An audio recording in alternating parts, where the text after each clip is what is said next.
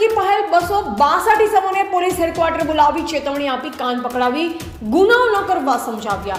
Gujarat police મહાનિર્દેશક વિકાસ સહાયની સૂચના મુજબ રાજ્યમાં કાયદો અને વ્યવસ્થા જાળવવાના ભાગરૂપે પૂર્વ કચ્છ પોલીસે એક નવતર પહેલ કરી છે। પોલીસે અસામાજિક પ્રવૃત્તિઓમાં સંડોવાયેલ 262 ઇસમોને ગાંધીધામ હેડક્વાર્ટર ખાતે બોલાવ્યા।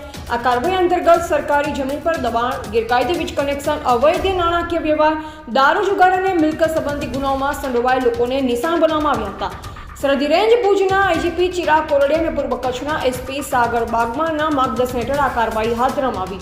મીટિંગમાં એસપી સાગર બાગમારે સ્પષ્ટ ચેતવણી આપી કે તમામ ઇસમો પોલીસની નજરમાં છે। તેમણે આ ઇસમોને સમજાવ્યું કે ગુનાખોરીથી તેમના કુટુંબ અને બાળકોને હેરાનગતિ ભોગવવી પડે છે। જો ભવિષ્યમાં કોઈ ગુનાહિત પ્રવૃત્તિ કરશે તો કડક કાર્યવાહી કરવામાં આવશે। બેઠકમાં અંજારના ડીવાયએસપી મુકેશ ચૌધરી, ભચાઉના DYSP Sagar Samanda, LCB PI NN Chudasama, SOG PI DD Jhala સહિત તમામ પોલીસ મથકના ઇન્સ્પેક્ટર્સ અને સબ ઇન્સ્પેક્ટર્સ હાજર રહ્યા। તમામ આરોપીનો રેકોર્ડ માટે ડોઝિયર્સ ફોર્મ પણ ભરવામાં આવ્યા હતા।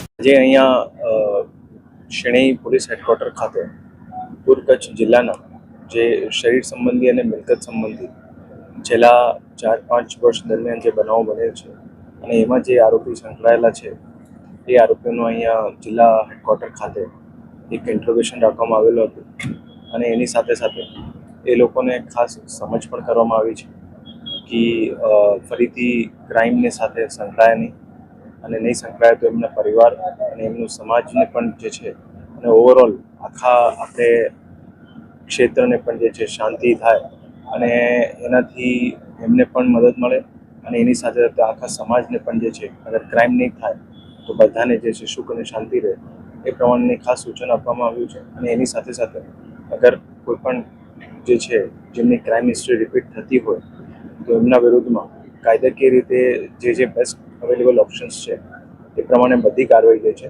જિલ્લા પોલીસ દ્વારા કરવામાં આવશે।